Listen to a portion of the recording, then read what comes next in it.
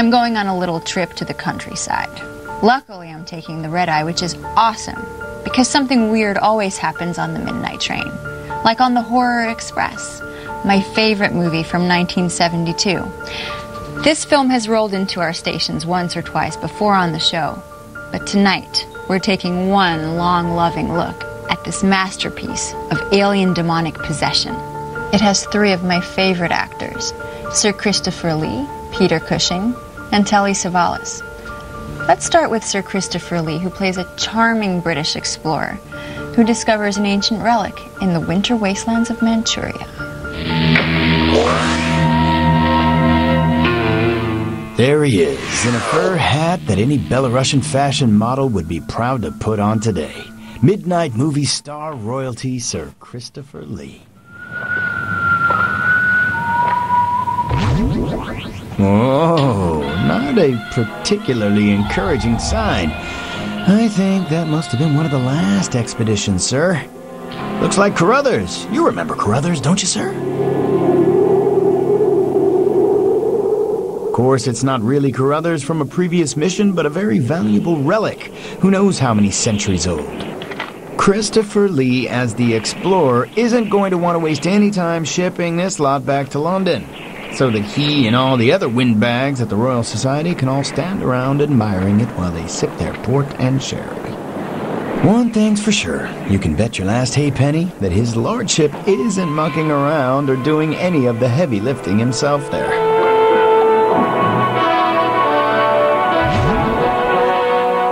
Yeah, it's a long story, a very long story. War and Peace long. We won't go there. If you learned something watching this show, it's not our fault. The Trans-Siberian Not-So-Express. And so the ill-fated train journey begins, but only after a thief trying to break into the casket containing the relic dies under mysterious circumstances. But see, that's why I pack smart. Protective gear,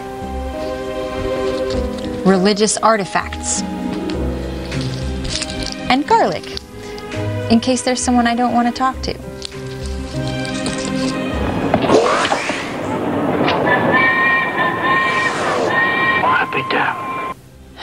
So much for Die Young, Stay Pretty. Whatever is inside that casket is about to make a basket case out of the entire train, starting with the night porter, of course. Take it away, fossilized embodiment of evil.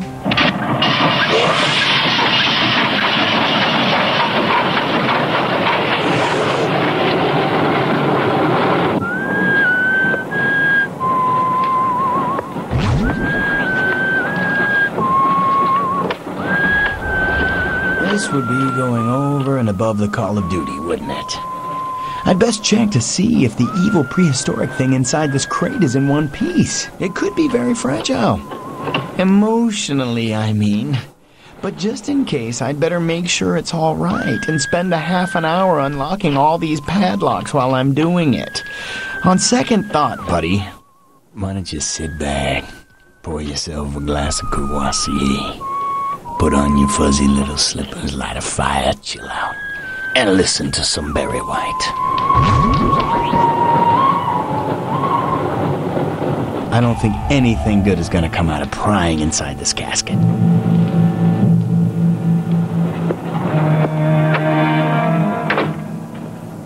It's alive.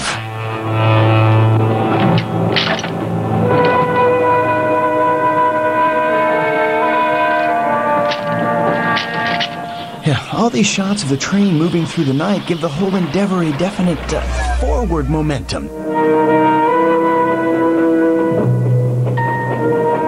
The hairy fossil from the casket, whatever it is now on the loose. We decided to skip over the bug-eyed night porter murder scene and go straight for this chilly little scene featuring auburn-haired beauty Helga Line.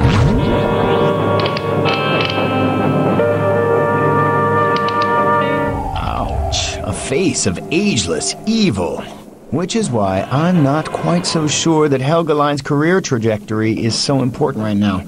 Can't you see that scary thing in the closet is about to attack? Looks like she might have done this sort of thing before. It's interesting that no one thought to post a guard anywhere near the carriage where they keep the diamonds, jewelry, etc. Now that jewelry box belongs to a certain Polish countess, who we'll be catching up with a bit later. She also happens to be a auburn-haired beauty. Without spoiling any suspense, you could say there's only room for one redhead on this train. Yep, that would seem to be the case. With that one red eye, at times the monster looks a bit like the Terminator. Certainly acts like one, going around and terminating everyone. But why? Up to a point, we did mention this was a tale of alien demonic possession, didn't we? So hold on tight, it's a rocky ride. Now this is Peter Cushing, of Star Wars fame, come to the rescue in a nice silk robe. He was one of those marvelous British horror movie actors, like Christopher Lee, who spent half his time on screen playing a monster, and the other half hunting monsters down and killing them. What a career.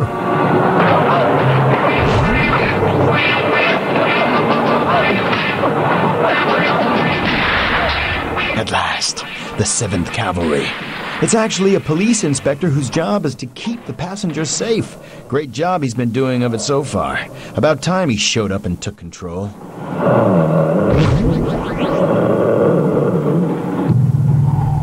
After emptying his gun into the fossilized monster, the inspector goes into a bit of a daze. Now this really is the twist in the tale. It's about a third of the way through the movie, which you might think is way too early for the inspector to be shooting the fossilized monster dead anyway. I mean, what are they going to do for the rest of the movie? Sit around and talk about how glad they are they finally shot down that fiendish, fossilized furball? There's life in the evil life force yet, so to speak. Ooh, gnarly. This is the autopsy on the dead creature. The Brain Trust here are about to make an amazing discovery in their own sweet time. Can you identify anything? It's a Brontosaurus. These are supposed to be the fossil's visual memories, you see, and a clue as to just what they're dealing with. Something that has been around for a very long time. Ah, yes, this is the other redhead on board the Horror Express, the Countess Irina Petrovsky, to be precise.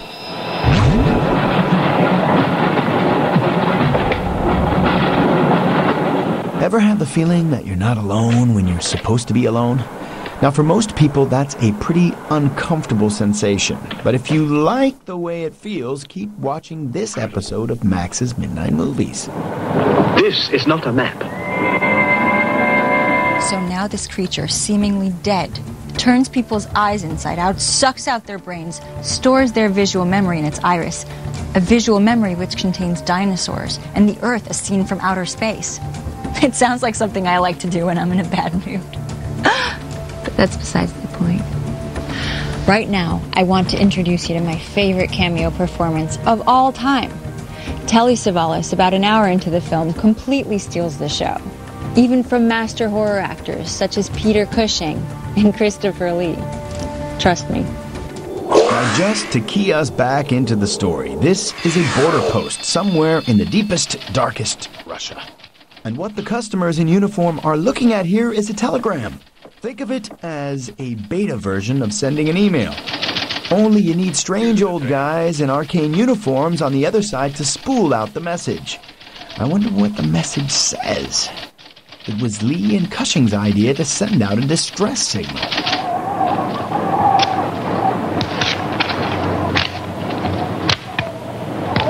Strange fossil on board, killing all the passengers. Stop. Possibly also transferring from one body to another. Stop. And turning people into zombies. Stop. Send in heavy artillery. Stop. Weather fine. Wish you were here. Stop.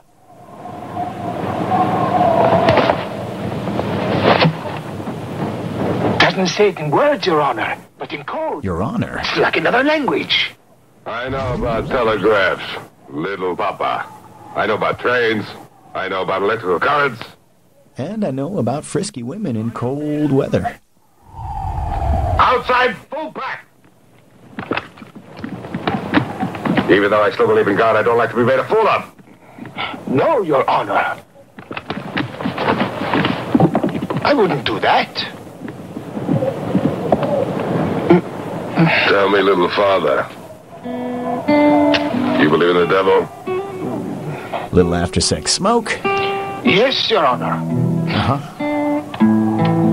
Oh, good. Send a telegram.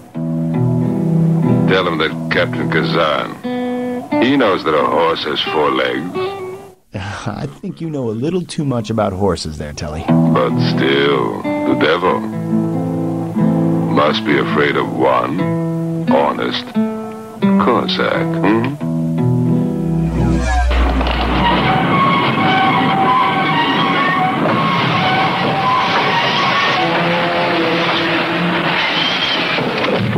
Cossacks to the rescue.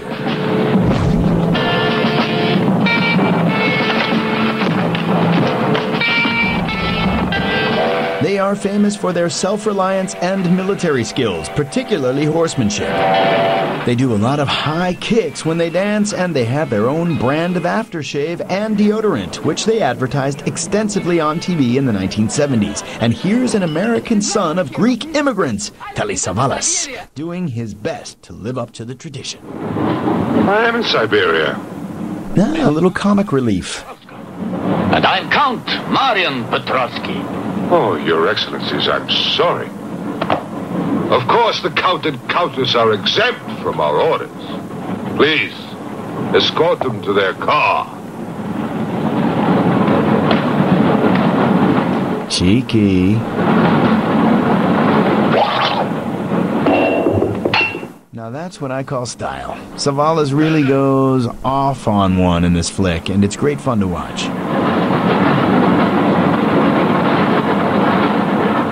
He's eyed himself a lady. Are you a countess? I'm an American, and I'm not accustomed to being bullied by foreigners. That man, he's the one who wouldn't let us get off the train. He's responsible.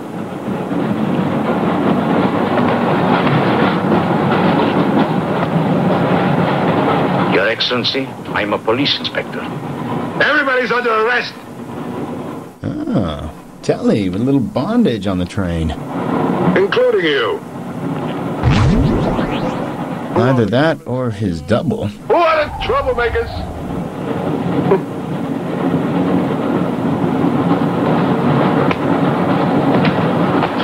Who are the foreign influences, huh? A little racism. Oh! And back to the love interest. Don't worry. What is he raving about indeed? Telly Savalas finally smokes out the inspector when he discovers his deformed hand, but then the evil spirit just passes on to someone else aboard the train. Place your bets on who, and we'll be back with more scenes from the Horror Express.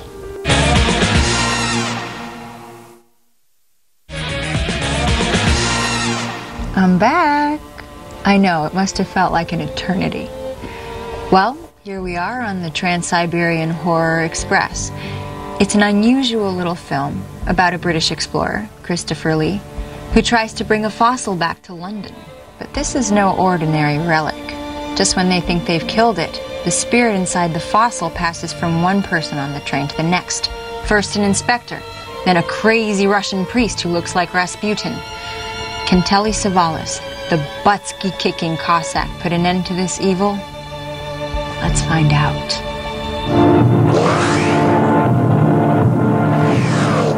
There he is, Telly Savalas. 1 year before the first episode of Kojak catapulted him to eternal fame and glory, and about 20 years before the Players Club.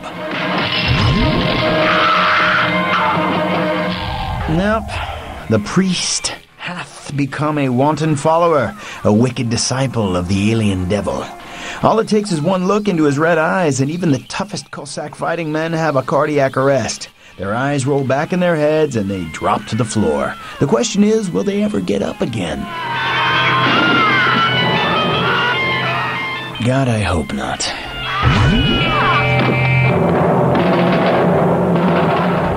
Surely not.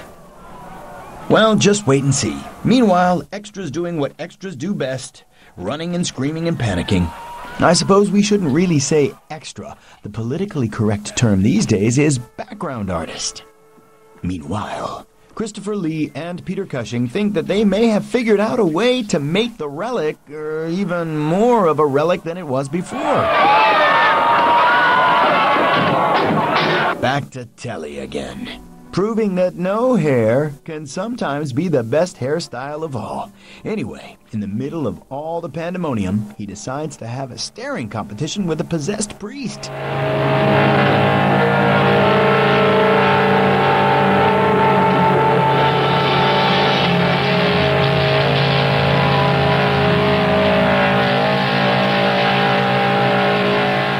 Oh, shoot, it looks like he's in trouble.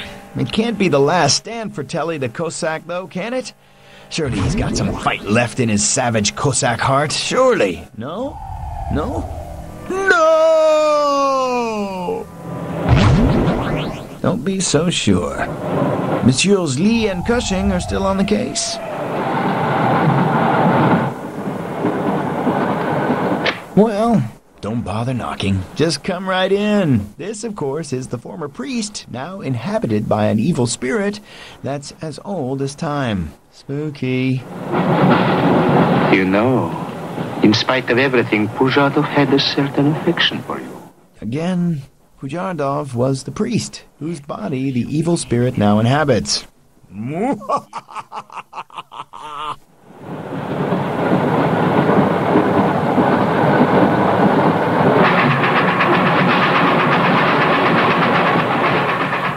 Soft lights. That'll make things more intimate. So that'll kill you.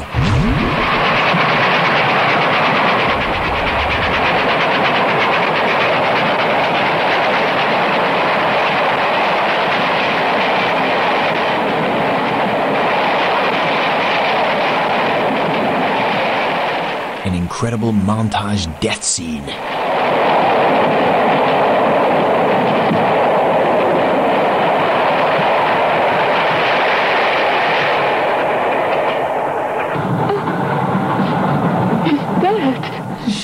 Very observant. Doesn't miss a trick. You'd have to get up pretty early in the morning to fool her, huh?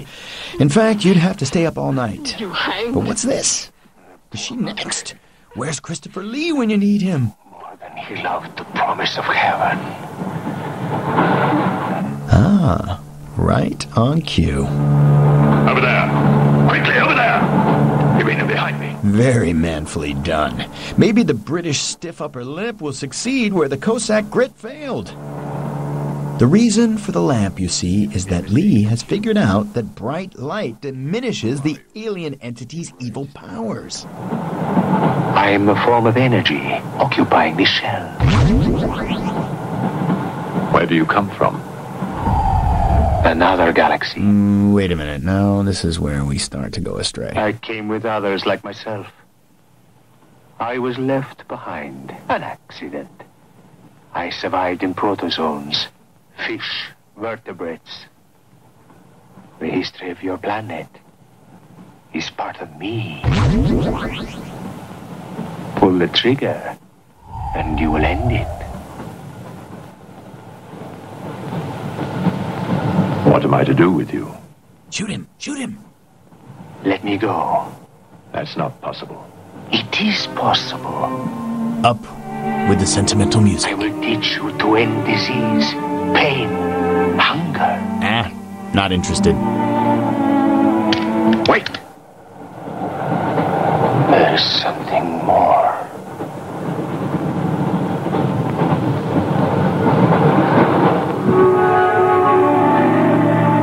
Now, it's not every movie that gives you alien demonic possession on a train clattering through Russia in the early 20th century, is it? Anyway, from the sound of it, the beastie could be using his talents to benefit humanity and all that. But nah, senseless violence and destruction is so much more gratifying, especially when you can summon up zombie Cossack armies at your will. Oh no, not Telly! Looks like the Count is back on his feet. This film has some of the strangest zombies of any movie I've ever seen. There was Police Inspector Zombie, then Russian Orthodox Priest Zombie, Cossack Zombies, and now Polish Count Zombie. And just like that, the alien demon slips away. I don't understand why Christopher Lee didn't just shoot the beastly, priestly alien when he had the chance.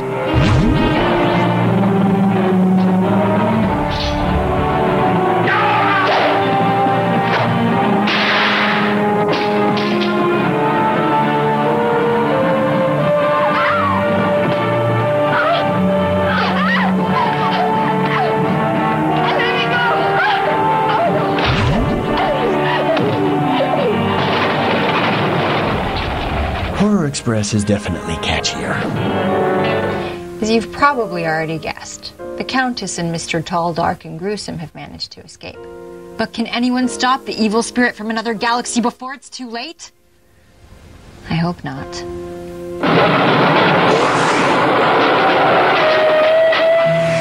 The engine room. Kind of like the engine room for the plot. There's the red flashing eye of the exterminator. Ah well, at least they can say they had a bit of an adventure and it wasn't just like a normal package holiday. Now squeezed in between these whistles and screams and clickety-clacks, sometimes you can hear the amazing music in this flick. Now it may be set in 1906 or whatever, but the sounds are very 1960s, 70s surf rock. Another completely necessary exterior shot of the train, just in case you'd forgotten where we were. Here's Peter Cushing with all the frightened passengers. We'd completely forgotten about them. That is to say, we've been worried sick about the passengers. I'm so glad to see they're mostly okay. I hope their travel insurance covers them for alien interventions. Stand back, please. Make room. Mind the gap. Stand clear of the doors, please. How terribly British of them. Well, how terribly British rail, anyway.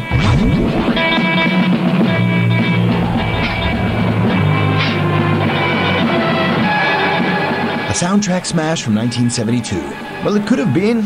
It's nice to think it might have been.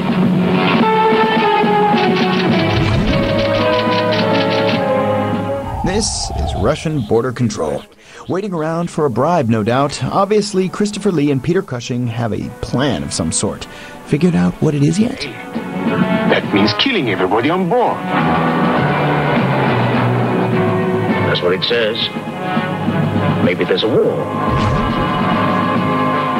No, so nothing to get too worried about then. What do you mean it looks like a train set you'd had at home when you were a kid?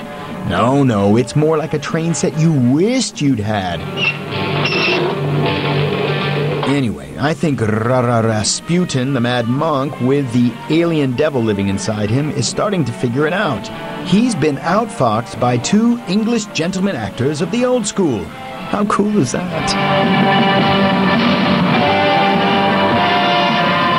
Looking like it'll be a complete train wreck.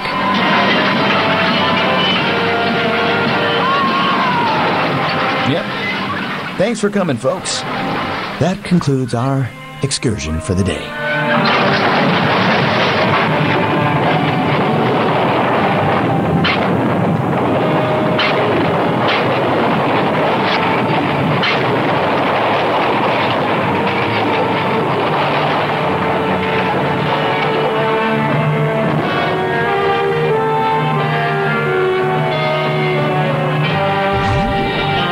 Of course, Christopher Lee, Peter Cushing, and a Spanish angel named Sylvia Tortosa survived the day. Nobody of note. Anyway, pay attention as whistling tune swells on the soundtrack, because this, I think, must be one of the grooviest endings to any midnight movie ever. Lean in heavy on the guitar licks, and the burning train wreck, and then zoom all the way out to Earth from outer space in the retina of an alien. So bad they're good. Movie endings just don't get any better than this. What a syncopated symphony of cinema. I really do think that The Horror Express is one of the all-time greats of the midnight movie genre. They just don't make them like they used to, and that's why I know you'll be back next week for another installment of Max's Midnight Movies.